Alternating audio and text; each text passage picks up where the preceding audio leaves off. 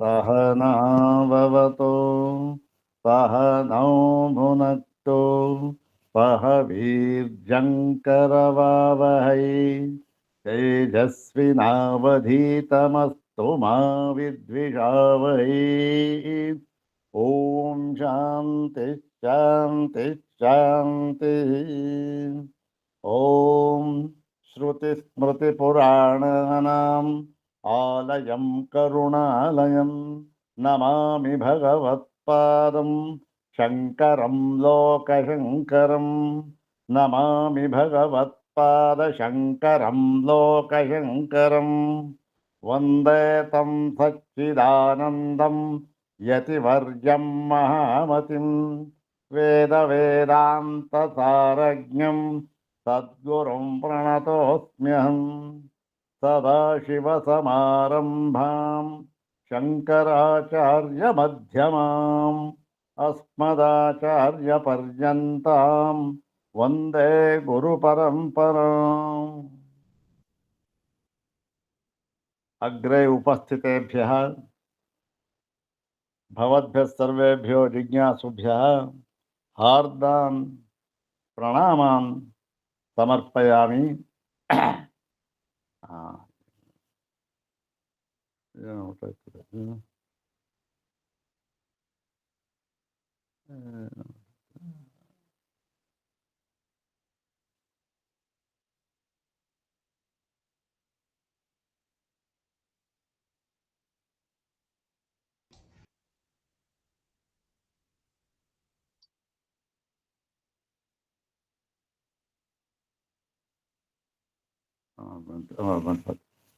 ಬಂತೀರಾ ಬಂತು.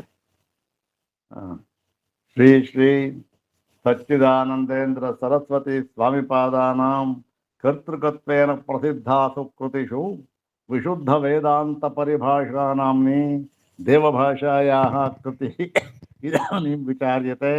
ತತ್ರ ಏಕಾದಶಃ ವಿಷಯः ಬ್ರಹ್ಮಾತ್ಮಭಾವः ಇತಿ. इमं विषयम् इदानीं विचारयामः. अग्रे तावत् श्री श्री स्वामिचरणानां प्रशस्तिश्लोकमेकं पठित्वा तेषां पादारविन्दयोः शिरसा प्रणिपत्य अनुग्रहं च प्राप्य प्रकृतम् एकादशं ग्रन्थभागं यथा स्वामिपादानुग्रहम् इदानीं विचारयामः. सर्वाग्रे श्री श्री स्वामिपादानां प्रशस्तिश्लोकमेकं द्विवारं पठामः. ॐ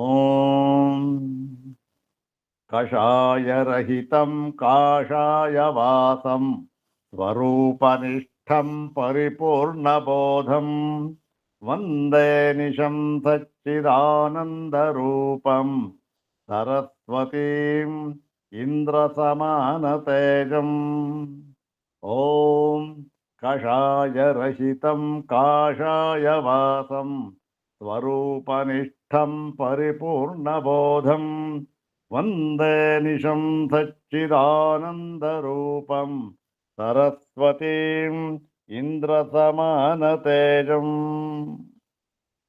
ॐ ब्रह्मनिष्ठाय विद्महे संयमीन्द्राय धीमहि तन्नः सच्चिदानन्दः प्रचोदयात्.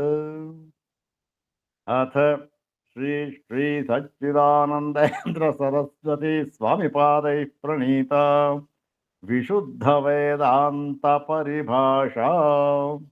ॐ अवाच्यमप्रमेयं च कार्यकारणवर्जितं निष्क्रियं निष्कलं शान्तम् आत्मानमनुसन्दधे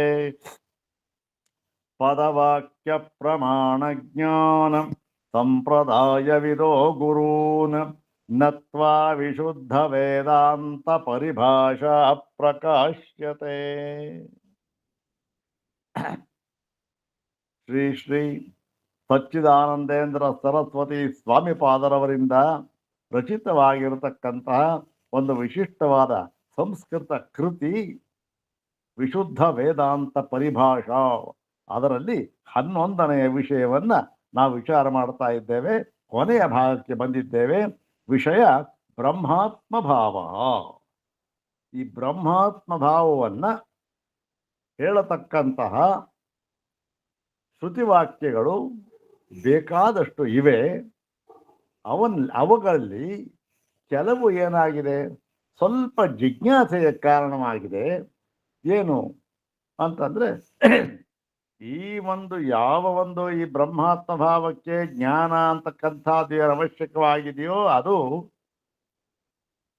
ಜ್ಞಾನ ಒಂದು ಕಡೆ, ಅದೊಂದರಿಂದಲೇ ಈ ಬ್ರಹ್ಮಾತ್ಮ ಭಾವ ಅಂತಕ್ಕಂಥದ್ದು ಬರೋದಿಲ್ಲ. ಅದರ ಜೊತೆಯಲ್ಲಿ ಕೆಲವು ಕರ್ಮಗಳು ಕೂಡ ಬೇಕು. ಅದು ಮಾನಸಿಕವಾಗಿರ್ಬೋದು, ಏನಾದರೂ ಆಗಿರ್ಬೋದು, ಕರ್ಮಗಳು ಬೇಕು. ಯಾಕೆ ಅಂದರೆ ಇದನ್ನೂ ಹೇಳತಕ್ಕಂತಹ ಉಪನಿಷದ್ ವಾಕ್ಯಗಳು ನಮಗೆ ಬಹಳಷ್ಟು ಕಂಡು ಬರುತ್ತವೆ. ಅದಕ್ಕೆ ಒಂದು ಆಕ್ಷೇಪಣೆ ಹಾಕಿದ್ದ. ನೋಡಿ ಸ್ವಾಮಿ, ಉಪನಿಷತ್ತುಗಳಲ್ಲಿ ಎರಡು ತರ ವಾಕ್ಯನು ಕಂಡು ಬರುತ್ತವೆ. ಏನು, ಒಂದು ಕೇವಲ ಜ್ಞಾನವನ್ನ ಹೇಳಿ ಕೇವಲ ಜ್ಞಾನದಿಂದ ಜ್ಞಾನಾದೇವತು ಕೈವಲ್ಯಂ ಎಂಬತಕ್ಕಂಥ ಒಂದು ಭಾಗ. ಇನ್ನೊಂದು ಆ ಜ್ಞಾನದ ಜೊತೆಗೆ ಈ ಕೆಲವು ಉಪಾಸನಾದಿ ಕರ್ಮಗಳನ್ನು ಸೇರಿಸಿ ಅದನ್ನು ಕೂಡ ಹೇಳಿದ್ದಾರೆ. ಅದು ಇನ್ನೊಂದು ಕಡೆ. ಎರಡನ್ನೂ ಕೂಡ ಪ್ರಧಾನವಾಗಿ ಹೇಳಿರಬೇಕಾದರೆ ನೀವು ಯಾತಕ್ಕೆ ಆ ಕೇವಲ ಜ್ಞಾನ ಸಾಧನವಾಗಿರ್ತಕ್ಕಂತಹ ಮುಕ್ತಿ ಅಂತ ಏನಿದೆಯಲ್ಲ ಅದನ್ನು ಮಾತ್ರ ಮುಖ್ಯ ಅಂತ ಇಟ್ಕೊಂಡು ಇದನ್ನು ಯಾತಕ್ಕೆ ನೀವು ಗೌಣ ಅಂತಲೋ ಇಲ್ಲ ಅಧಿಕಾರಿ ಭೇದದಿಂದ ಹೇಳಿದ್ದು ಅಂತಲೋ ಯಾಕೆ ಹೇಳ್ತೀರಿ? ಈ ಒಂದು ಶ್ರುತಿಯಲ್ಲಿ ಹೇಳಿದೆ ಅಂದ ಮೇಲೆ ಸಮಾನ ಪ್ರಮಾಣ ಅದು. ಹಾಗಿರೋದ್ರಿಂದ ಎರಡಕ್ಕೂ ನೀವು ಸಮಾನ ಪ್ರಾಮಾಣ್ಯ ಕೊಡಬೇಕು. ಹಾಗಿರುವಾಗ ಒಂದನ್ನು ಮಾತ್ರ ಇಟ್ಕೊಂಡು ಬಿಟ್ಟಿದ್ದೀರಿ. ಏನು, ಜ್ಞಾನಾದೇವತು ಕೈವಲ್ಯಂ ಅದೇ ಮುಖ್ಯವಾದದ್ದು, ಇನ್ನು ಬಾಕಿ ಇದೆಲ್ಲ ಗೌಣ ಅಂದ್ಬಿಟ್ಟು ಏನು ಅಧಿಕಾರಿ ಭೇದದಿಂದ ಹೇಳಿದ್ದು ಅಂದ್ರೆ ಅವಿದ್ಯಾ ಭೂಮಿಕೆಯಲ್ಲಿ ಹೇಳಿದ್ದು ಅಂತ ಏನೋ ಹೇಳ್ಬಿಡ್ತಿರಲ್ಲ. ಯಾಕೆ ಅಂತಂದ್ರೆ ಅದಕ್ಕೆ ಈ ಹಿಂದಿನ ಭಾಗದಲ್ಲಿ ಹೇಳಿದ್ರು ನೋಡಿ, ಇದನ್ನ ನಾವು ಯಾತಕ್ಕೆ ಹೀಗೆ ವಿಂಗಡಣೆ ಮಾಡಿ ಹೇಳ್ತಾ ಇದ್ದೇವೆ ಅಂತಂದ್ರೆ, ಒಂದು ಈ ಪರಬ್ರಹ್ಮ ಪರಮಾತ್ಮ ಅಂತ ಏನಿದೆ ಅದರ ಸ್ವರೂಪವನ್ನ ತಿಳಿದವನು ಅಂದ್ರೆ ಹೇಗೆ? ಸರಿಯಾಗಿ ಯಥಾವತ್ತಾಗಿ ತಿಳಿದವನು ಒಬ್ಬ. ಇನ್ನೊಬ್ಬ ಯಥಾವತ್ತಾಗಿ ತಿಳಿಯದವನು ಇನ್ನೊಬ್ಬ. ಎರಡಿದೆ. ಈ ಲೋಕದಲ್ಲಿ ನಿಮಗೇನಪ್ಪ ಗೊತ್ತಾಗುತ್ತೆ? ಯಥಾವತ್ತಾಗಿ ಯಾರು ಯಾವ ವಿಷಯವನ್ನು ತಿಳಿದಿದ್ದಾನೋ ಅವನಿಗೆ ಅದರ ಪರಮ ಪ್ರಯೋಜನ ಅಂತಕ್ಕಂಥದ್ದು ಉಂಟಾಗತ್ತೆ. ಹೌದು ತಾನೆ? ಯಾವುದೋ ಒಂದು ವಿಷಯವನ್ನ ಯಥಾವತ್ತಾಗಿ ಪೂರ್ಣವಾಗಿ ಅದನ್ನು ತಿಳಿದಿರತಕ್ಕಂಥವನಿಗೆ ಅದರ ಒಂದು ಫಲ ಅಂತಕ್ಕಂಥದ್ದು ಪ್ರಯೋಜನ ಅಂತಕ್ಕಂಥದ್ದು ಉಂಟಾಗತ್ತೆ. ತಿಳಿದಿಲ್ಲದೆ ಹೋಗ್ಬಿಟ್ರೆ ಏನಾಗುತ್ತೆ? ಒಂದು ಫಲ ಪ್ರಯೋಜನ, ಯಾವ ಪ್ರಯೋಜನಕ್ಕಾಗಿ ಆ ವಾಕ್ಯಗಳನ್ನು ಹೇಳಿದ್ದಾರೋ ಆ ಪ್ರಯೋಜನ ಆಗೋದಿಲ್ಲ. ಇನ್ನೊಂದು ಅನರ್ಥ ಕೂಡ ಆಗಿಬಿಡಬಹುದು. ಎಲ್ಲೋ ಹೋಗ್ತಾ ಇದ್ದ, ಒಂದು ಕರೆಂಟ್ ವೈರ್ ಬರ್ತಾ ಇತ್ತು, ಅದ್ರಲ್ಲಿ ಗೊತ್ತಿಲ್ಲ ಕರೆಂಟ್ ಇದೆಯೋ ಇಲ್ವೋ, ಅದು ಯಾವ್ದು ವೈರು ಏನೂ ಗೊತ್ತಿಲ್ಲ, ಮುಟ್ಟುಬಿಟ್ಟ, ಏನಾದ ಶಾಕ್ ಹೊಡಿಸ್ಕೊಂಡ, ದೂರ ಬಿದ್ದು ಹೋಗ್ಬಿಟ್ಟ. ಯಾಕೆ? ಗೊತ್ತಿಲ್ಲದೆ ಇದ್ದಿದ್ರಿಂದ ಆದದ್ದು, ಅದು ಪ್ರಮಾದ. ಅದು ಗೊತ್ತಿದ್ದಿದ್ರೆ ಏನೂ ಆಗ್ತಾನೆ ಇರಲಿಲ್ಲ, ಯಾವ ಹಾನಿಯೂ ಆಗ್ತಾ ಇರಲಿಲ್ಲ. ಹೀಗೆ ಪರಮಾತ್ಮನ ಒಂದು ಸ್ವಭಾವ ಅಂತಕ್ಕಂಥದ್ದು, ಅದರ ಸ್ವರೂಪ ಅಂತಕ್ಕಂಥದ್ದು ಪೂರ್ಣವಾಗಿ ತಿಳಿದರೆ ಸಂಸಾರದಿಂದ ಉಂಟಾಗತಕ್ಕಂತಹ ಯಾವ ಅನಾಹುತಗಳು ಕೂಡ ಆಗುವುದಿಲ್ಲ. ಅವೈರ್ ಮುಟ್ಟದ ಗೊತ್ತಿಲ್ಲ, ಅನಾಹುತ ಆಗೋಯ್ತು. ಹೀಗೆ ಇಲ್ಲೂ ಕೂಡ ಪರಮಾತ್ಮನ ಸ್ವರೂಪ ಗೊತ್ತಿಲ್ಲ, ಏನೋ ತಿಳ್ಕೊಂಡ್ಬಿಟ್ಟಿದ್ದ, ಏನಾಯ್ತು? ಸಂಸಾರ ಸಿಕ್ಕೊಂಡ, ಅನಾಹುತ ಆಗೋಯ್ತು. ಸ್ವರೂಪ ತಿಳಿದ, ಯಾವ ಸಂಸಾರಕ್ಕೂ ಸಿಕ್ಕಲಿಲ್ಲ, ಏಕಮೇವಾದ್ವಿತೀಯನಾಗಿದ್ದ, ಮುಕ್ತನಾದ. ಅಷ್ಟೇ ಪ್ರೇರೆ. ಅದಕ್ಕಾಗಿ ಹೇಳಿದ್ದಾರಪ್ಪ, ಇದು ಏನು, ವಿದ್ಯಾವಂತರು ಅವಿದ್ಯಾವಂತರು ಅಂತಕ್ಕಂಥದ್ದು. ಹೀಗೆ ಎರಡು ಭಾಗ ಮಾಡಿ ಈ ಉಪಾಸನಾದಿ ಕರ್ಮಗಳು ಅವೆಲ್ಲ ಹೇಳಿದ್ದಾರಲ್ಲ, ಅವೆಲ್ಲವೂ ಕೂಡ ಅವಿದ್ಯಾವಂತರಿಗೆ ಹೇಳಿದ್ದು. ಅವಿದ್ಯೆಗೆ ವಿಷಯವಾಗಿರ್ತಕ್ಕಂಥದ್ದು ಅವು. ನಾವು ಅವಿದ್ಯೆಗೆ ವಿಷಯವಾಗಿರ್ತಕ್ಕಂಥದ್ದು ಅಂದ್ರೆ ನಾವೇನೋ ಅದನ್ನೇನೋ ನಿಕೃಷ್ಟವಾಗಿ ಕಾಣ್ತಾ ಇದ್ದೇವೆ, ಅದನ್ನು ದೂರ ಮಾಡಿಬಿಟ್ಟಿದ್ದೇವೆ ಅಂತ ಅಲ್ಲ. ಏನು ಸರಿಯಾಗಿ ಅರ್ಥ ಮಾಡ್ಕೊಂಡಿಲ್ಲ, ಅದರ ಬಗ್ಗೆ ನಮಗೆ ಅವಿದ್ಯೆ ಇದೆ ಅಷ್ಟೇ.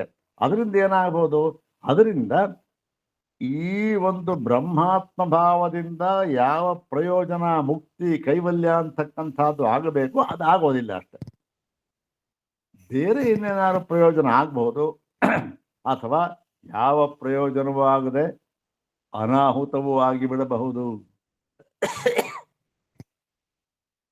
ಹೌದ್ ತಾನೆ?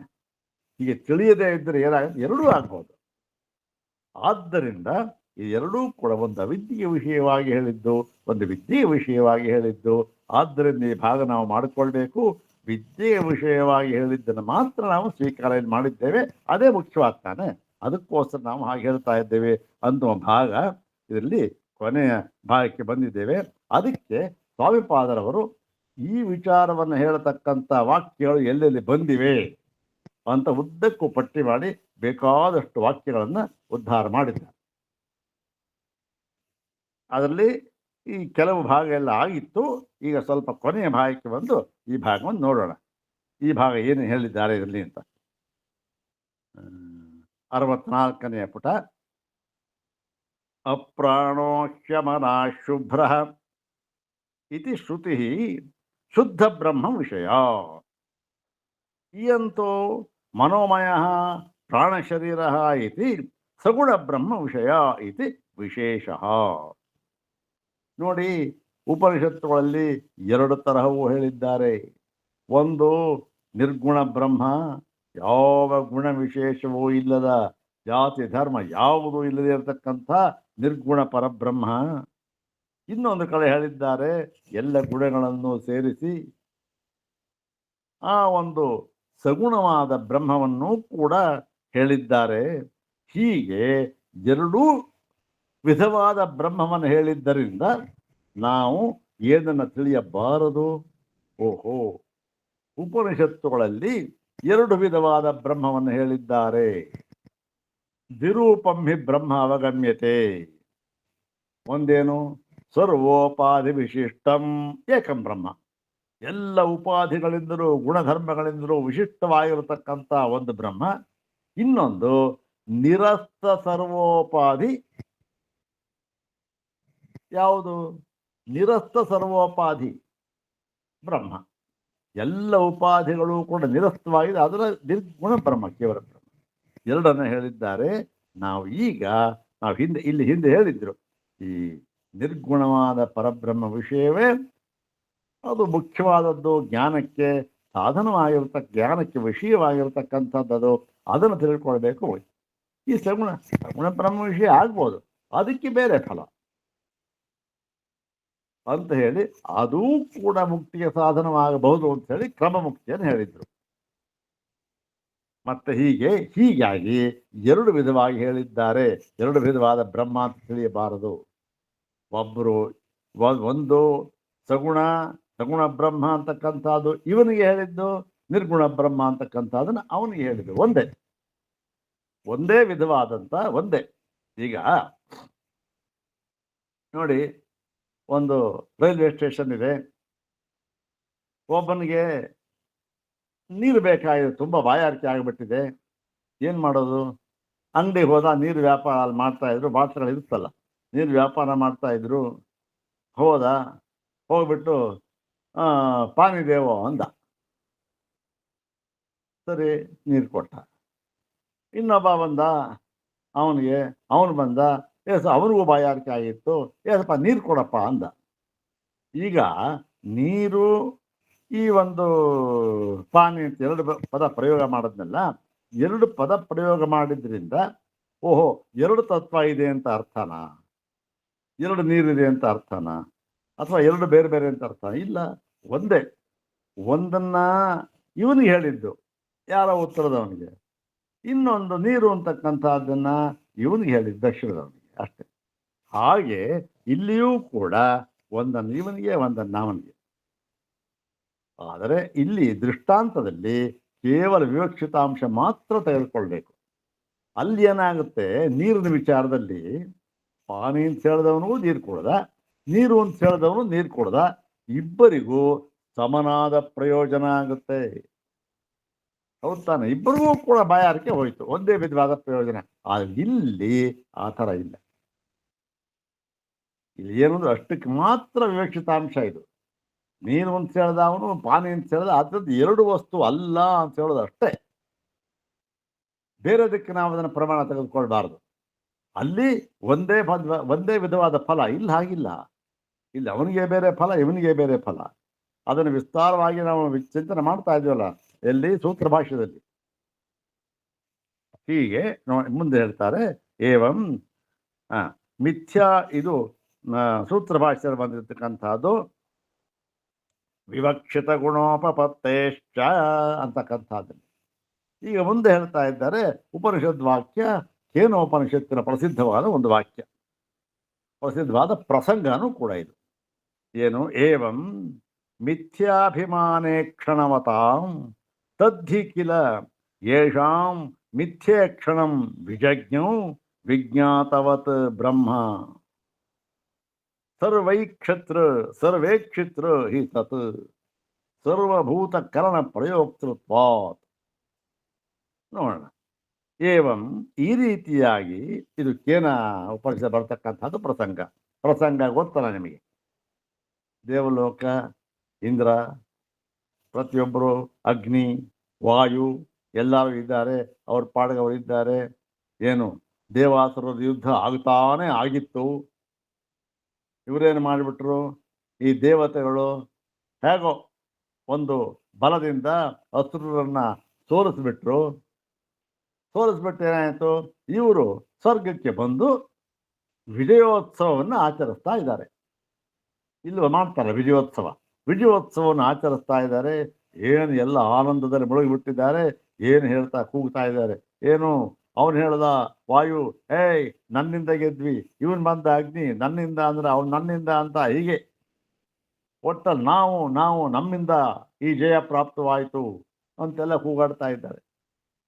ಇದು ಏನಾಗೋಯ್ತು, ಆ ಒಂದು ಪರಬ್ರಹ್ಮದ ಗೊತ್ತಾಯಿತು, ಅಯ್ಯಯ್ಯೋ ಇವರು ದೇವತೆಗಳು, ಅವರು ರಾಕ್ಷಸರು, ಅವರು ಒಂದು ತರಹ ನನ್ನ ಸ್ವರೂಪವನ್ನ, ಇದ್ಯಾವುದು ಬ್ರಹ್ಮ ಹೇಳ್ತಾ ಇರ್ತಕ್ಕಂಥ ಮಾತು, ಕಲ್ಪನೆ ಮಾಡ್ಕೊಂಡು, ನನ್ನ ಸ್ವರೂಪವನ್ನ ಅನ್ಯಥಾ ತಿಳಿದರು ಏನಿಲ್ಲ, ಅವರಿಗೆ ದುರಾಚಾರಿಗಳು, ಅವರಿಗೆ ಏನೋ ಮಾಡ್ಕೊಂಡು ಹೋಗ್ತಾರೆ. ಆದರೆ ದೇವತೆಗಳು, ಸದಾಚಾರಿಗಳು, ಇವರು ನನ್ನ ಸ್ವರೂಪವನ್ನ ಅನ್ಯಥಾ ತಿಳಿದುಕೊಂಡು, ಓಹೋ ನಾನು ಮಾಡಿಬಿಟ್ಟೆ, ನನ್ನಿಂದ ಜಯ, ನನ್ನಿಂದ ಹೇಗಾಯಿತು ಎಂಬುದಾಗಿ ಪೂರ್ಣವಾದ ಅಹಂಕಾರದಿಂದ ಕೂಡಿಕೊಂಡು ಇವರು ಕೆಲಸ ಮಾಡ್ತಾ ಇದ್ರೆ ಇವರು ಉದ್ಧಾರವಾಗೋದಿಲ್ಲ, ಹಾಳಾಗ್ಬಿಡ್ತಾರೆ ಅಂತ ತಿಳ್ಕೊಂಡು ಇವ್ರನ್ನ ಏನಾದರೂ ಮಾಡಿ ಉದ್ಧಾರ ಮಾಡಲೇಬೇಕು ಅಂತ ಒಂದು ತೀರ್ಮಾನ ಮಾಡಿ, ಆ ಒಂದು ಪರಬ್ರಹ್ಮ ಏನು ಮಾಡುತ್ತೆ,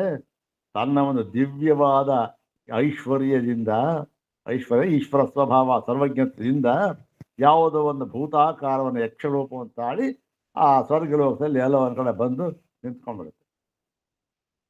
ಏನಾಗುತ್ತೆ, ಯಾತಕ್ಕೆ ಬಂದು ನಿಂತ್ಕೊಳ್ತು ಅಂದರೆ ಆಚಾರ್ಯರು ಅದಕ್ಕೆ ಇದು ಹೇಳ್ತಾರೆ. ಯಾತಕ್ಕೆ ಬಂತು ಅಂದರೆ, ಹೀಗೆ ವಿಜಯೋತ್ಸವ ಆಚರಿಸ್ತಾ ಇದ್ರು. ಮಿಥ್ಯಾಭಿಮಾನೇ ಕ್ಷಣ ಮತಾಂ. ಮಿಥ್ಯಾಭಿಮಾನ, ಏನು ಮಿಥ್ಯಾಭಿಮಾನ? ನಾನು ನನ್ನಿಂದ ಗೆದ್ಬಿಟ್ಟು, ನನ್ನಿಂದ ಜಯ ಪ್ರಾಪ್ತವಾಯಿತು ಅಂದ್ಬಿಟ್ಟು ಎಲ್ಲದಕ್ಕೂ ಕೂಡ ನಾನು ಎಂದ್ಬಿಟ್ಟು ಇದು ಮಿಥ್ಯಾಭಿಮಾನ. ಅಭಿಮಾನದಿಂದ ನಾನು ಅಂತ ಹೇಳ್ಕೊಂಡು ಮಾಡ್ತಾ ಇದ್ದಲ್ಲ, ವಿಜಯೋತ್ಸವ ಆಚರಣೆ ಮಾಡ್ತಾ ಇದ್ರು. ಅದನ್ನ ಕಂಡು ಈ ಒಂದು ಪರಮೇಶ್ವರ, ಪರಮಾತ್ಮ, ಪರಬ್ರಹ್ಮ ಏನೇನು ಮಾಡ್ದ ತಿಳ್ಕೊಂಡ. ಓಹೋ ಇವ್ರು ಯಾತಕ್ಕೆ ಹೀಗ, ಮಿಥ್ಯಾಜ್ಞಾನ ಇವರಿಗೆ, ಮಿಥ್ಯಾಭಿಮಾನ ಇವರಿಗೆ ಅಂತ ಹೇಳ್ಕೊಂಡು, ಹೇಗೆ ಗೊತ್ತಾಯ್ತು ಅವನಿಗೆ ಅಂತಂದ್ರೆ, ಅವನು ಸರ್ವೇಕ್ಷಿತರು, ಆ ಪರಬ್ರಹ್ಮ ಎಲ್ಲವನ್ನು ನೋಡ್ತಕ್ಕಂಥವನು. ಯಾಕೆ? ಎಲ್ಲವೂ ಅವನೇ ಆಗಿರೋದ್ರಿಂದ. ಹೋಗ್ತಾನೆ. ಇವಾಗ ಆಕಾಶ ಅಂತ ಇದೆಯಲ್ಲ, ಆಕಾಶಕ್ಕೆ ಯಾವುದು ಕಾಣಿಸಲ್ಲ, ಆಕಾಶಕ್ಕೆ ಯಾವ್ದಾದ್ರು ಕಾಣಿಸ್ದೇ ಇರೋ ಪದಾರ್ಥ ಉಂಟಾ? ಕಾಣುತ್ತೆ ಇರೋ ಪದಾರ್ಥ ಇದೆ ಅಂತಂದ್ರೆ ಅದು ಆಕಾಶಕ್ಕಿಂತ ಬೇರೆ ಆದ ಹಾಗಾಯಿತು. ಆಕಾಶವನ್ನು ಬಿಟ್ಟಿದೆ ಅಂತ ಹಾಗಾಯಿತು. ಎಲ್ಲಾದರೂ ಉಂಟಾ ಅದು ಆಕಾಶವನ್ನು ಬಿಟ್ಟಿರೋದು? ಹಾಗೆ ಇಲ್ಲೂ ಕೂಡ ಮತ್ತೆ ಎಲ್ಲ ಭೂತಗಳ ಒಂದು ವ್ಯಾಪಾರವನ್ನು ಕೂಡ ನಿಯಂತ್ರಿಸತಕ್ಕಂಥವನು. ಆದ್ದರಿಂದ ಇವನು ಗೊತ್ತಾಗೋಯ್ತು, ಪರಬ್ರಹ್ಮ ಗೊತ್ತಾಗೋಯ್ತು ಪರಮಾತ್ಮನಿಗೆ. ಓಹೋ, ಇವರು ಮಿಥ್ಯಾಭಿಮಾನದಿಂದ ಕುಣಿತಾ ಇದ್ದಾರೆ, ಅಹಂಕಾರದಿಂದ ಅಂತ ತಿಳ್ಕೊಂಡು ದೇವಾನಾಂಚ ಮಿಥ್ಯಾಜ್ಞಾನ ಉಪಲಭ್ಯ, ಈ ದೇವತೆಗಳ ಈ ಮಿಥ್ಯಾಜ್ಞಾನವನ್ನು ಕಂಡು ಮೈವ ಆಸುರವತ್ ದೇವಾಹ ಮಿಥ್ಯಾಭಿಮಾನಾತ್ ಪರಾಭವೇಯು. ಮೈವ ಅಂದ್ರೇನು? ಮಾ ಏವ ಆಸುರವತ್ ಅಂದ್ರೇನು? ಅಸುರವತ್ ಅಸುರವತ್ ದೇವಾಹ ಅಪಿ, ಅಸುರರಂತೆ ದೇವತೆಗಳೂ ಕೂಡ ಮಿಥ್ಯಾಭಿಮಾನಾತ್, ಈ ಮಿಥ್ಯಾಭಿಮಾನದಿಂದ ಮಾ ಪರಾಭವೇಯು. ಇಲ್ಲಿ ಸೇರಿಸ್ಕೋಬೇಕು.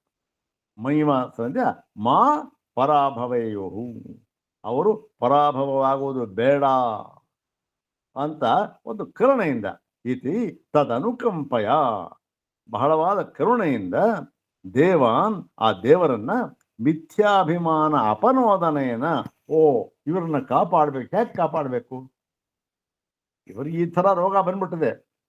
ಭಗವಂತ ಕೃಷ್ಣ ಪರಮಾತ್ಮ ಭಗವತಿ ಅರ್ಜುನ ಹೇಳಿದ್ರಲ್ಲ, ಇವನು ಏನು ರೋಗ ಬಂದಿದೆ, ಯಾಕೆ ಹೀಗಾಡ್ತಾ ಇದ್ದಾನೆ ಅಂತ ಕಂಡುಕೊಂಡ, ಪತ್ತೆ ಮಾಡಿದ ರೋಗದ ಲಕ್ಷಣವನ್ನ.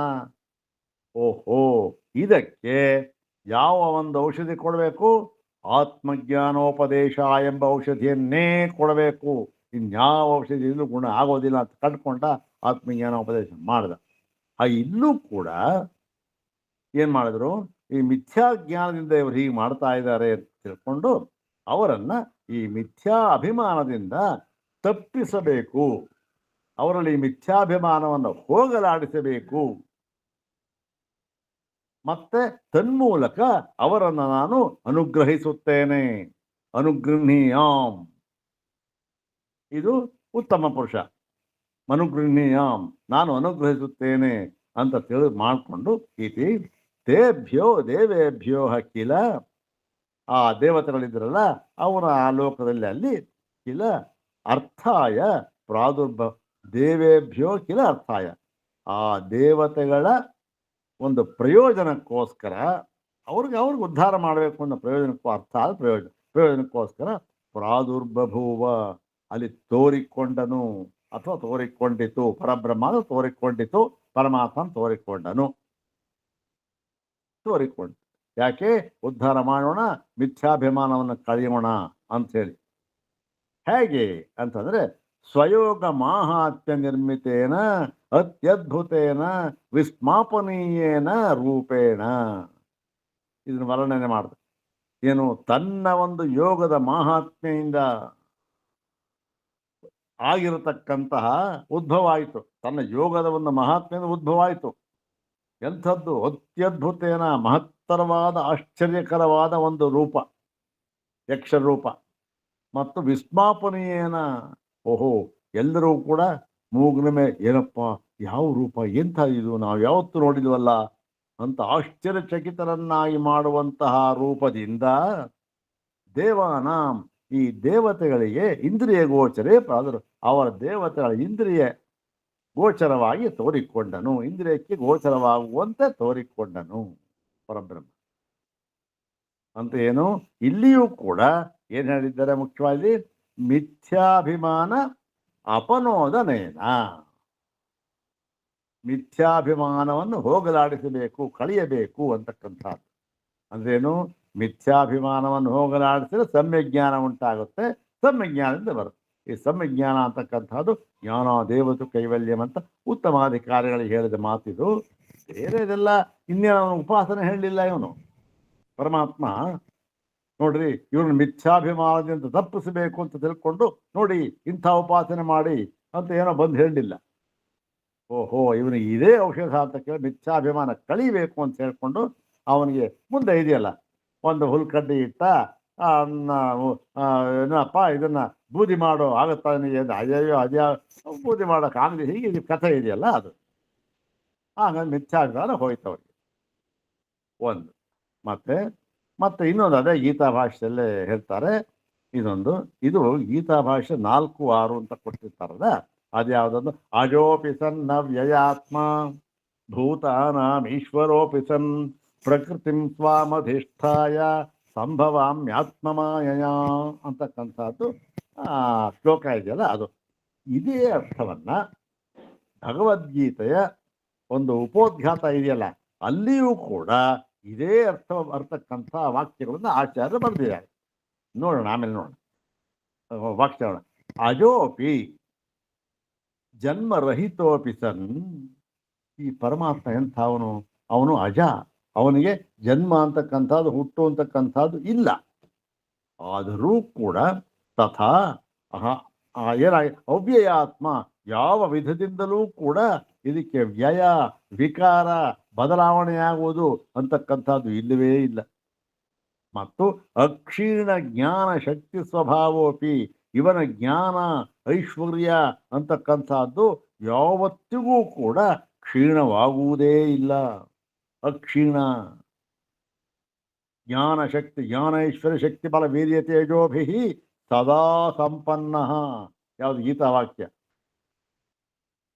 ಸಚ ಭಗವಾನ್ ಸೃಷ್ಟ್ವೇದಂ ಜಗತ್ ಅಂದ್ಬಿಟ್ಟು ಅದ ಜ್ಞಾನ ಐಶ್ವರ್ಯ ಶಕ್ತಿ ಬಲ ವೀರ್ಯ ತೇಜೋಭಿ ಸದಾ ಸಂಪನ್ನ ತ್ರಿಗುಣಾತ್ಮಿಕಾಂ ವೈಷ್ಣವೀಂ ಸ್ವಾಂ ಮಾಯಾ ಮೂಲ ಪ್ರಕೃತಿಂ ವಶೀಕೃತ್ಯ ಅಜೋ ಅವ್ಯಯೋ ನಿತ್ಯ ಶುದ್ಧ ಬುದ್ಧ ಮುಕ್ತ ಸ್ವಭಾವೋಪಿ ಸನ್ ಸ್ವಮಾಯಯ ದೇಹವಾನಿವ ಜಾತ ಇವ ಲೋಕಾನುಗ್ರಹಂ ಕುರ್ವನ್ನಿವ ಚ ಲಕ್ಷ್ಯತೆ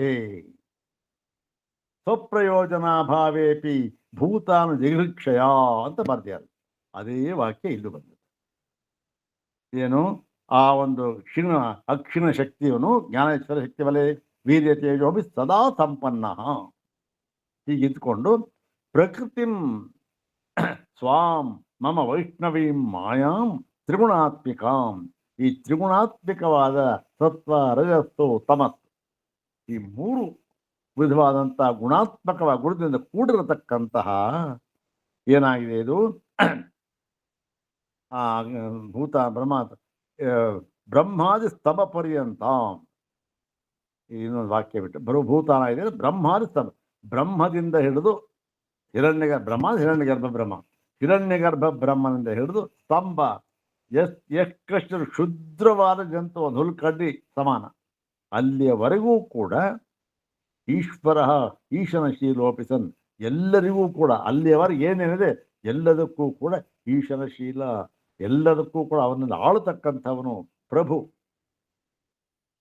ಮತ್ತೆ ಇಂತಹ ಪ್ರಭಾವಿತಕ್ಕಂಥವನು ಸನ್ ಪ್ರಕೃತಿ ಸ್ವಾಂ ಮಾಯಾಂ, ತನ್ನದೇ ಆಗಿರತಕ್ಕಂಥ ತನಗಿಂತ ಭಿನ್ನವಲ್ಲದ ಈ ಪ್ರಕೃತಿ ಮಾಯಾ ಅಂತ ಹೇಳ್ತಕ್ಕಂಥದ್ದು ಇದೆಯಲ್ಲ ಅದನ್ನ, ಅದು ತ್ರಿಗುಣಾತ್ಮಿಕ, ಈ ಮಾಯ 3 ಗುಣಗಳು ಉಳ್ಳದ್ದು, ಸತ್ವ ರಜಸ್ಸು ತಮೋಗುಣವನ್ನು ಉಳ್ಳದ್ದು ಇಲ್ಲ. ಇಂತಹ ಅದನ್ನ ಯಸ್ಯಾಹ ವಶೇ ಸರ್ವಂ ಜಗತ್ ವರ್ತದೆ. ಯಸ್ಯಾಹ ಅಂದ್ರೆ ಯಸ್ಯಾಹ ಮಾಯಾ, ಯಸ್ಯಾಹ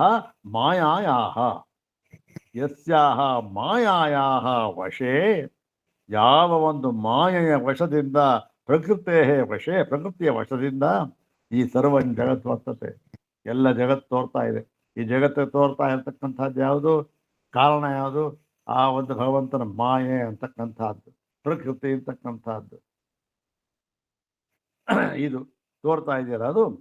ಯಯಾ ಮೋಹಿತಂ ಸತ್, ಯಾವುದರಿಂದ ಪ್ರತಿಯೊಬ್ಬ ಜೀವಿಯೂ ಕೂಡ ಮೋಹಿತಂ ಸತ್, ಮೋಹಿತನಾಗಿ ಭ್ರಮೆಗೆ ಒಳಪಟ್ಟವನಾಗಿ, ಸ್ವಂ ಆತ್ಮಾನಂ ವಾಸುದೇವಂ, ತನ್ನ ಸ್ವರೂಪವೇ ಆಗಿರತಕ್ಕಂತಹ ವಾಸುದೇವ ಅಂದ್ರೆ ಇದೆ ಭಗವಂತ ಪರಮಾತ್ಮ ಪರಬ್ರಹ್ಮ. ಆ ಪರಬ್ರಹ್ಮದ ತತ್ವವನ್ನ ಪರಬ್ರಹ್ಮ ನಾನು ಅಂದ್ರೆ ನಜಾನ ಅಂತ ತಿಳಿದುಕೊಳ್ಳದೆ ತಾಂ ಪ್ರಕೃತಿಂ ಸ್ವಾಂ ಅಧಿಷ್ಠಾಯ, ಆ ಒಂದು ಪ್ರಕೃತಿ ಇದೆಯಲ್ಲ ತನ್ನದೇ ಆದ ಪ್ರಕೃತಿಯನ್ನ ಅಧಿಷ್ಠಾಯ, ಅದ ತನ್ನ ವಶಕ್ಕೆ ತೆಗೆದುಕೊಂಡು ಸಂಭವಾಮಿ, ನಾನು ಜನ್ಮವನ್ನು ತಾಳುತ್ತೇನೆ, ಜನ್ಮವನ್ನು ತಾಳುತ್ತೇನೆ ಅಂದರೆ ಮುಖ್ಯವಾಗಿ ಜನ್ಮವನ್ನು ತಾಳುತ್ತೇನೆ ಅಂತಲ್ಲ, ಇಲ್ಲ. ದೇಹವಾನಿವ ಭವಾಮಿ ಜಾತ ಇವ ಚ ಆತ್ಮ ಮಾಯೆಯ. ನನ್ನದೇ ಆಗಿರತಕ್ಕಂತಹ ಅವನಿಗೆ ಮಾಯೆಯಿಂದ ನಾನು ದೇಹವುಳ್ಳವನಂತೆ ಹುಟ್ಟಿದವನಂತೆ ಅಲ್ಲೇ ಎಲ್ಲ ವ್ಯವಹಾರವನ್ನು ಮಾಡುತ್ತಿರುವವನಂತೆ ನಾನು ತೋರಿಕೊಳ್ತಾ ಇದ್ದೇನೆ. ಅಷ್ಟೇ ಹೊರತು ಏನಲ್ಲ. ನ ಪರಮಾರ್ಥತೋ ಲೋಕವತ್. ಲೋಕ ನಮ್ಮಂಥ ಸಾಮಾನ್ಯ ಜನಗಳು, ನಮ್ಮಂತಹ ಸಾಮಾನ್ಯ ಜನರಂತೆ ಇದನ್ನ ಪರಮಾರ್ಥವಾಗಿಲ್ಲ. ಓಹೋ, ಪರಮಾರ್ಥವಾಗಿಯೂ ಕೂಡ ಪರಮಾತ್ಮ ಹುಟ್ಟದ? ಇಲ್ಲ ಇಲ್ಲ. ಹುಟ್ಟದಾದ್ರೆ ಜಾತ ಇವ. ಇವ ಅಂತ ಯಾಕೆ ಹೇಳಿದ್ರು ಅಂದ್ರೆ ಈಗ ಭ್ರಮೆಗೆ ಒಳಗಾಗಿ ನಾವು ಈ ಥರದ್ದು ಅಷ್ಟೆ. ಭ್ರಮೆ ಅಜ್ಞಾನಕ್ಕೆ ಒಳಗಾಗಿ ಅಂಥೇಳಿ ಅಲ್ಲೂ ಕೂಡ ಈ ಭ್ರಮೆ ಅಂತಕ್ಕಂಥದಕ್ಕೆ ಕಾರಣ ಎಲ್ಲದಕ್ಕೂ ಅಂತ ಹೇಳಿದ್ದಾರೆ. ಮತ್ತು ಮುಂದೆ ಭಾಗ ಜನ್ಮ ಮಾಯಾರೂಪಂ ಕರ್ಮ ಚ ಸಾಧು ಪರಿತ್ರಾಣಾದಿ ಮೇ ಮಮ ದಿವ್ಯಂ ಅಪ್ರಾಕೃತಂ ಐಶ್ವರಂ ಏವಂ ಯಥೋಕ್ತಂ ಯೋ ವೇತ್ತಿ ತತ್ವತಃ ತತ್ವೇನ ಯಥಾವತ್ ತ್ಯಕ್ತ್ವಾ ದೇಹಂ ಇಮಂ ಪುನರ್ಜನ್ಮ ತ್ಯಕ್ತ್ವಾ ದೇಹಂ ಇಮಂ ಪುನರ್ಜನ್ಮ ಪುನರುತ್ಪತ್ತಿಂ ನೈತಿ ನ ಏತಿ ನ ಪ್ರಾಪ್ನೋತಿ ಮಾಂ ಪ್ರತಿ ಮಾಂ ಏತಿ ಆಗಚ್ಚತಿ ಸಹ ಮುಚ್ಯತೆ ಹೇ ಅರ್ಜುನ. ಇದು ಕೂಡ ಭಗವದ್ಗೀತಾ ವಾಕ್ಯ. ಅಲ್ಲೇ ಈ ಮುಂದೆ ಬರ್ತಕ್ಕಂಥದ್ದು ಜನ್ಮ ಕರ್ಮ ಚ ಮೇ ದಿವ್ಯಂ ಏವಂ ಯೋ ವೇತ್ತಿ ತತ್ವತಃ ತ್ಯಕ್ತ್ವಾ ದೇಹಂ ಪುನರ್ಜನ್ಮ ನೈತಿ ಮಾಮೇತಿ ಸೋರ್ಜುನ ಅಂತ ಇದೆಯಲ್ಲ ಅದು. ಅಲ್ಲಿ ಏನು ನೋಡಿ, ಜನ್ಮ ಮಾಯಾರೂಪ.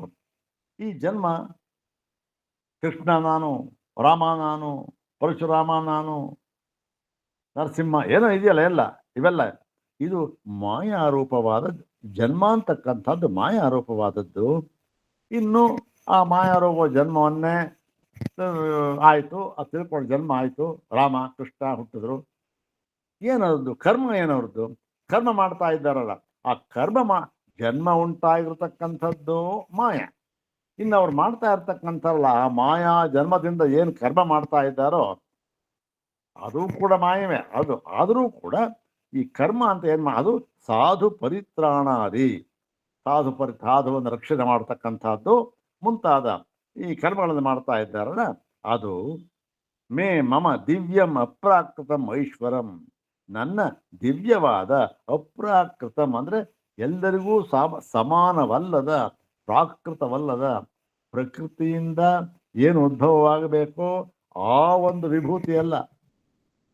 ನಮಗೆ ಇಲ್ಲಿ ಬರ್ತಕ್ಕಂಥ ಐಶ್ವರ್ಯ ಏನೋ ಇರ್ಬೇಕು, ಪ್ರಪಂಚದಲ್ಲೇ ಅತ್ಯಂತ ದೊಡ್ಡ ಶ್ರೀಮಂತ ಹೇಗೆ ಪ್ರಾಪ್ತವಾಗುತ್ತೆ? ಅದು ಈ ಪ್ರಕೃತಿಯಿಂದ. ಅವನೇನೋ ಕರ್ಮ ಮಾಡ್ದ, ಏನೋ ಮಾಡ್ದ, ಸಾಧನೆ ಸಿದ್ಧಿ ಆಯಿತು. ಇಲ್ಲಿ ಆ ಥರ ಎಲ್ಲ ಇದು ಸ್ವಭಾವ ಸಿದ್ಧವಾದ ಐಶ್ವರ್ಯ. ಮತ್ತು ಇದನ್ನ ಈಶ್ವರಂ ಏವಂ ಯಥೋಕ್ತಂ, ಇದನ್ನ ಯಥೋಕ್ತಂ ಅಂದ್ರೆ ಇಲ್ಲೇ ಹಿಂದೆ ಭಗವದ್ಗೀತೆ ಹೇಳಿದ್ದಾರಲ್ಲ 2ನೇ ಅಧ್ಯಾಯದಲ್ಲಿ, ಅದರಂತೆ ಯಾರು ತಿಳಿದು ತತ್ವತಃ, ತಿಳಿದು ಅಂದ್ರೆ ಬರೀ ತಿಳಿಯೋದಲ್ಲ, ತತ್ವತಃ ಅಂದ್ರೆ ತತ್ವದಿಂದ. ತತ್ವದಿಂದ ಅಂದ್ರೇನು? ತತ್ವ ಅಂದ್ರೆ ಆ ಒಂದು ಪರಮಾರ್ಥದ ಸ್ವರೂಪ ಅಲ್ವಾ. ತತಿತಿ, ತತ್ ಅಂತಕ್ಕಂಥದ್ದು ತದಿತಿ ಸರ್ವನಾಮ. ತತ್ ಅಂತಕ್ಕಂಥ ಸರ್ವನಾಮ ಪದ ಸಂಸ್ಕೃತದಲ್ಲಿ. ಈ ಸರ್ವನಾಮ ಸರ್ವಂಚ ತತ್ ಬ್ರಹ್ಮ. ಸರ್ವ ಅಂದ್ರೆ ಯಾವುದು? ಸರ್ವ ಅಂದ್ರೆ ಬ್ರಹ್ಮನೇ, ಎಲ್ಲವೂ ಆಗಿರ್ತಕ್ಕಂಥ ಬ್ರಹ್ಮ ಬಿಟ್ಟು ಬೇರೆ ಯಾವುದೂ ಅಲ್ಲ. ಹಾಗಾಗಿ ಇದು ಬ್ರಹ್ಮ ತತ್ವ ಅಂದ್ರೆ ಆ ಬ್ರಹ್ಮಜ್ಞಾನದ ಲಕ್ಷ್ಯ, ಒಂದು ಭಾವ, ಅದನ್ನು ತಿಳಿದುಕೊಂಡಿರ್ತಕ್ಕಂಥವನು ಅಂತ. ಅವನು ಯೋ ವೇತ್ತಿ ತತ್ವ ತಿಳಿದುಕೊಂಡವನು ಯಥಾವತ್ ಅಂದ್ರೆ ಯಥಾವತ್ತಾಗಿ ಶ್ರುತಿಯಲ್ಲಿ ಹೇಗೆ ಹೇಳಿದೆಯೋ ಹಾಗೆಯೇ ತಿಳಿದುಕೊಂಡಂಥವನು ಏನ್ ಮಾಡ್ತಾನೆ? ತ್ಯಕ್ತ್ವಾ ದೇಹಮಿಮಂ, ಈ ದೇಹವನ್ನ ಬಿಟ್ಟು, ಅದೇ ಅದ ಪ್ರಾರಬ್ಧವರೆಗೆ ಇತ್ತು ಹೋಯ್ತು.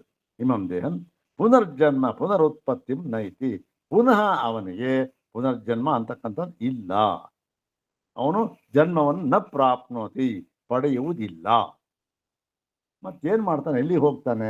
ಯಾವ ಲೋಕಕ್ಕೆ ಹೋಗ್ತಾನೆ? ಹಾಗಾದ್ರೆ ಉಪಾಸನೆ ಮಾಡಿದವನು ಹಿರಣ್ಯಗರ್ಭ ಲೋಕಕ್ಕೆ ಹೋಗ್ತಾನೆ, ಇದು ಲೋಕಕ್ಕೆ ಹೋಗ್ತಾನೆ. ಇವನು ಯಾವ ಅಂದ್ರೆ ಇವನು ಏನಿಲ್ಲ, ಮಾಂ ಏತಿ ಆಗಚ್ಚತಿ, ಏತಿ ನನಗೆ ನನ್ನಲ್ಲಿಯೇ ಬಂದು ಸೇರುತ್ತಾನೆ.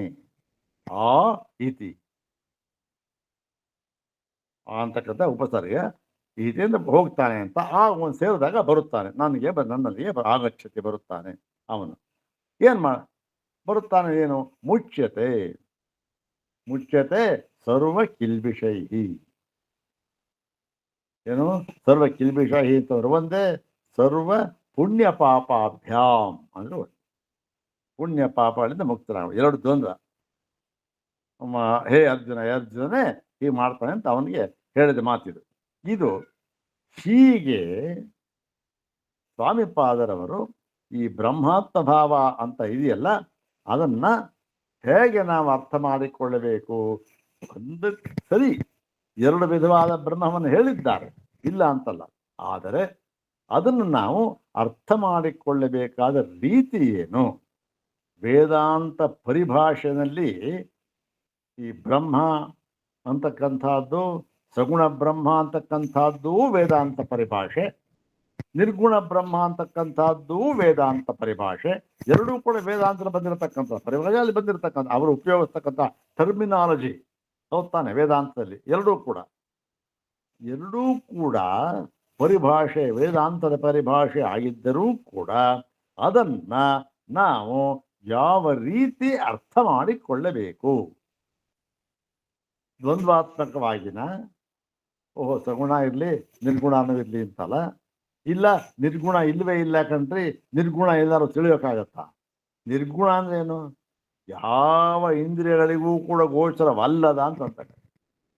ಇಂದ್ರಿಯಗಳಿಗೆ ಗೋಚರವಲ್ಲ ಅಂತ ಆದಮೇಲೆ ಏನಾಯ್ತು? ಆ ವಸ್ತು ಇಲ್ಲ ಅಂತ ಆಯ್ತು. ನೋಡಿ, ಪ್ರಪಂಚದಲ್ಲಿ ಯಾವ ಒಂದು ವಸ್ತು ಇಂದ್ರಿಯಕ್ಕೆ ಗೋಚರವಾಗುವುದಿಲ್ಲವೋ ಆ ವಸ್ತು ಇಲ್ಲ ಅಂತ ಅರ್ಥ ಆಗ್ತದೆ. ಅಕಸ್ಮಾತ್ ಇದೆ ಅಂತ ಆದರೆ ಅದು ಭ್ರಮೆ ಅಂತ ಆಯ್ತು.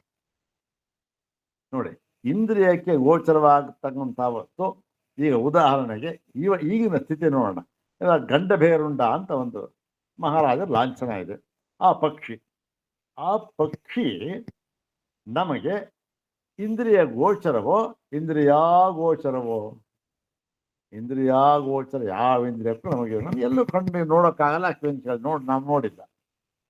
ಆದರೂ ಕೂಡ ಗಂಡಭೇರುಂಡ ಅಂತಕ್ಕಂಥದ್ದು ನಮ್ಮ ಮನಸ್ಸಿಗೆ ಬರುತ್ತೆ.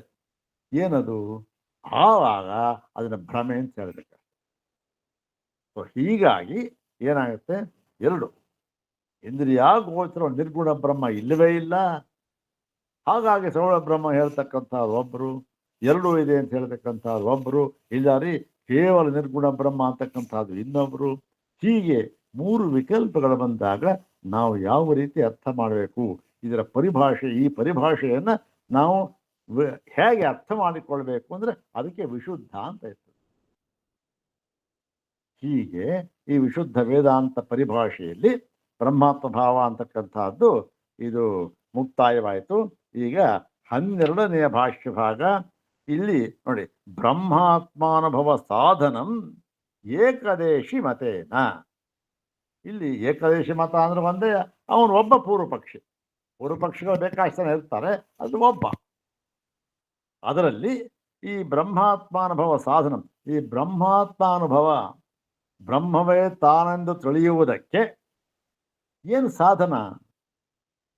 ಬ್ರಹ್ಮವನ್ನೇ ತಾನು ತಿಳಿಯುವುದಕ್ಕೆ ಸಾಧನ ಏನು ಅಂತ ಅನ್ನೋದಕ್ಕೆ ಏಕದೇಶಿ ಮತೇನ, ಒಬ್ಬ ಇದ್ದ, ಸಭೆ ನಡೀತಾ ಇತ್ತು, ಒಬ್ಬ ನೋಡಿ ನನ್ನ ಅಭಿಪ್ರಾಯದಲ್ಲಿ ಇದು ಅಂತಂದ ಅವನು. ಹೀಗೆ ಈ ಒಂದು ಏಕದೇಶಿ ಮತಗಳನ್ನು ಕ್ರೋಢೀಕರಿಸಿ ಭಗವತ್ಪಾದ ಶಂಕರರು ಇಲ್ಲ ನೋಡಿಯಪ್ಪ ಇದು ಸಿದ್ಧಾಂತ ಅಂತೇಳಿ ತೋರಿಸ್ತಾ ಇದ್ದಾರೆ. ಅದೊಂದು ಭಾಗ ಇದೆ, ಅದನ್ನು ಮುಂದಿನ ಭಾಗದಲ್ಲಿ ಸ್ವಾಮಿಪಾದರವರು ಬಹಳ ಚೆನ್ನಾಗಿ ಹೇಳ್ತಾರಂತ. ಎಲ್ಲದಕ್ಕೂ ಕೂಡ ಪ್ರಮಾಣ ವಾಕ್ಯ ಸೂತ್ರ ಭಾಷ್ಯ ಅಥವಾ ಗೀತಾ ಭಾಷ್ಯ ಅಥವಾ ಪ್ರಸ್ಥಾನತ್ರಯ ಭಾಷ್ಯ ಭಗವತ್ಪಾದರದು. ಅದನ್ನು ಅವಲಂಬಿಸಿಯೇ ಸ್ವಾಮಿಪಾದರವರು ಎಲ್ಲ ಗ್ರಂಥಗಳು ಹೊರಟಿರ್ತಕ್ಕಂಥದ್ದು. ಬೇರೆ ಇಲ್ಲವೇ ಇಲ್ಲ. ಹಾಗೆ ಮುಂದಿನ ಭಾಗದಲ್ಲಿ ನೋಡೋಣ. ಓಂ ಶಾಂತಿ ಶಾಂತಿ ಶಾಂತಿ. ಓಂ ತತ್ಸತ್.